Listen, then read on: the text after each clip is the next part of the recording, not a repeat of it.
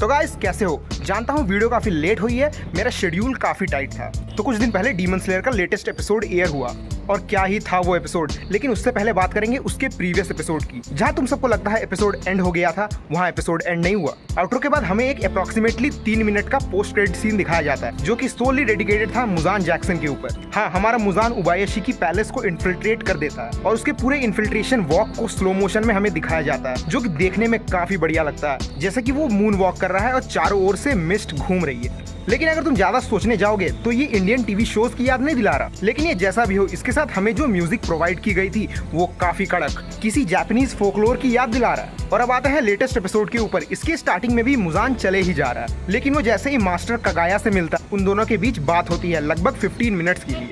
अब तुम्हें लग रहा होगा कि इस कॉन्वर्सेशन को काफी लंबा टान दिया गया। हाँ, इस कॉन्वर्सेशन को थोड़ा कम किया जा सकता था, लेकिन ये काफी इंपॉर्टेंट थी।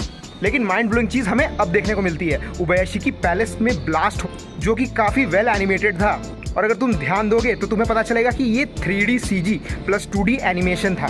और फिर हमें मुजान की बैटल हाशिरास के साथ दिखाई जाती है। बेसिकली एक ही हाशिरा था, लेकिन वो भी स्ट्रॉन्गेस्ट। और हमें उसकी ब्रीदिंग टेक्निक्स देखने को मिलती है। ये बंदा एक बोल्डर लेके अटैक करता, जो कि मुझे तो काफी यूनिक लगी। और तुम सबके लिए एक और बात, मैंने डीमन स्लेयर की मांगा पढ़ी हुई थी, लेकिन फिर भी इस एपिसोड ने मुझे सरप्राइज कर दिया। All thanks to the direction of this episode.